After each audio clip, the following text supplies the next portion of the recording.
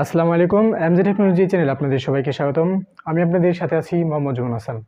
আজকে আমরা এই ভিডিওতে শিখব যে কিভাবে একটি গ্রেডিয়েন্ট ডেটার লোগো ডিজাইন করতে হয়। তাহলে চলুন আর না দেরি করে শুরু করা যাক। তো প্রথমে আমরা ইলাস্ট্রেটর ওপেন করব। ইলাস্ট্রেটর ওপেন করে এখান থেকে আমরা একটি রাউন্ড শেপ নিব। রাউন্ড শেপ নিয়ে আমরা এই শেপটির উপরে মাউসের রাইট বাটন ক্লিক করব। তারপর আমরা ট্রান্সফর্মে আসব। ট্রান্সফর্ম থেকে এখানে আমরা স্কেলে ক্লিক করব। স্কেলে ক্লিক করার পর এখানে আমরা স্কেলে 80% দিব। তারপর আমরা কপিতে ক্লিক করব। কপিতে ক্লিক করার পর আমরা যে দ্বিতীয় শেপটি কপি হবে সেই শেপটির উপর আবার মাউসের রাইট বাটন ক্লিক করব। তারপর সেখান থেকে আমরা ট্রান্সফর্মে আসব। ট্রান্সফর্ম থেকে এখানে আমরা স্কেলে ক্লিক করব। স্কেলে ক্লিক করে আবার 80% দিব। তারপর আমরা কপিতে ক্লিক করব। কপিতে ক্লিক করার পর আমরা এই তৃতীয় শেপটাকে ছোট করে নিব।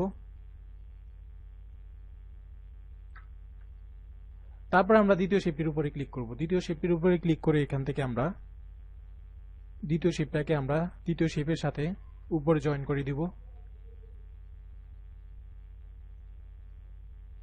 জয়েন করার পর আমরা যা করব, মাউসের লেফট বাটন চাপ দিয়ে ধরে আমরা এইভাবে ড্র্যাগ করে সবগুলো শেপগুলোকে আমরা এইভাবে ড্র্যাগ করে নিব।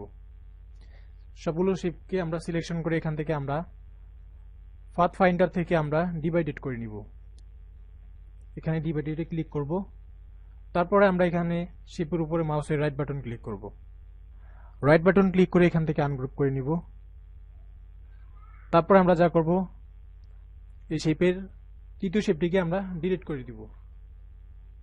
তৃতীয় শেপটিকে আমরা ডিলিট করে দিয়ে আমরা এখন এই শেপগুলোকে গ্রেডিয়েন্ট কালার করব। তার জন্য আমরা প্রথম শেপটির উপরে ক্লিক করে এখান থেকে আমরা গ্রেডিয়েন্ট কালার সিলেক্ট করব।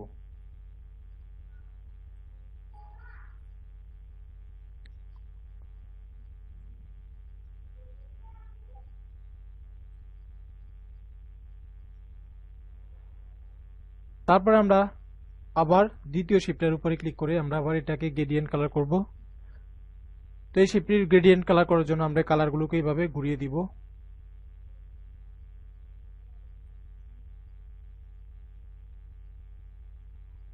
তারপর আমরা এই শেপগুলোকে সিলেকশন করব। সবগুলোকে সিলেকশন করে এখান থেকে আমরা এই ব্ল্যাক কালারটি অফ করে দিব। তারপর আমরা এই দুটো শেপকে আমরা একসাথে সিলেকশন করে এখান থেকে আমরা মাউসের রাইট বাটন ক্লিক করব। মাউসের রাইট বাটন ক্লিক করে এখানে আমরা গ্রুপে ক্লিক করব। তাহলে গ্রুপ হয়ে যাবে। আবার যদি আমরা মাউসের রাইট বাটন ক্লিক করে যদি আনগ্রুপে ক্লিক করি তাহলে এগুলো আলাদা আলাদা হয়ে যাবে।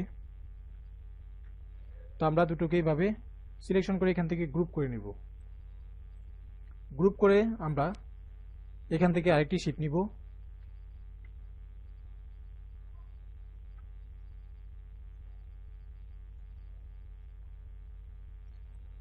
তারপরে এই শেপটাকে আমরা কাটিং করব। তার জন্য আমরা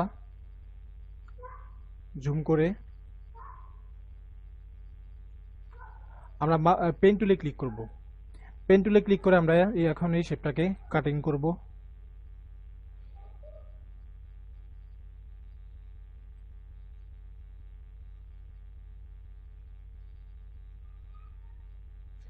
তারপর আমরা দুটো কিভাবে সিলেকশন করব। সিলেকশন করে এখান থেকে আমরা পাথ ফাইন্ডার থেকে আমরা ডিভাইডেড করব। ডিভাইডেড করে আমরা শেপের উপরে মাউসের রাইট বাটন ক্লিক করে আবার আনগ্রুপ করে নিব। তারপর আমরা এগুলোকে ডিলিট করে দিব।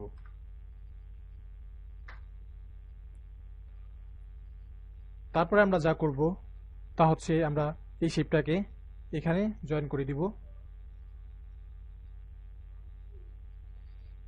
আমরা এই শেপটাকে এই শেপের উপরে দিব। দেওয়ার পরে যা করব, আমরা এই শেপটাকে উপরে ক্লিক করে আমরা মাউসের রাইট বাটন ক্লিক করব। তারপর এখান থেকে আমরা এরেজে আসব।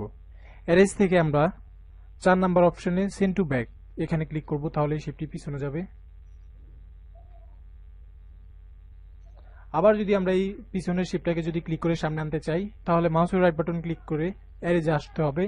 তারপর এখান থেকে যদি ব্রিং টু ফ্রন্ট দিই তাহলে এই শেপটা আবার সামনে আসবে। আবার যদি এরেজে ক্লিক করে যদি আমরা সেন্ড টু ব্যাক দিই তাহলে এটা পিছনে যাবে। তারপর আমরা যা করব, সবগুলোকে এইভাবে ড্র্যাগ করে আমরা মাউসের রাইট বাটন ক্লিক করব, তারপর আমরা গ্রুপ করে নিব।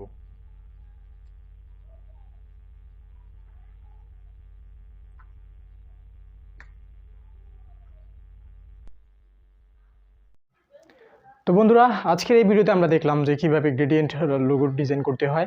তো ঠিক এরকম শিক্ষণীয় ভিডিও পেতে আমার এই চ্যানেলটিকে সবাই সাবস্ক্রাইব করবেন। তো সবাই ভালো থাকুন, সুস্থ থাকুন, দেখা হবে আগামী ভিডিওতে। আল্লাহ হাফেজ।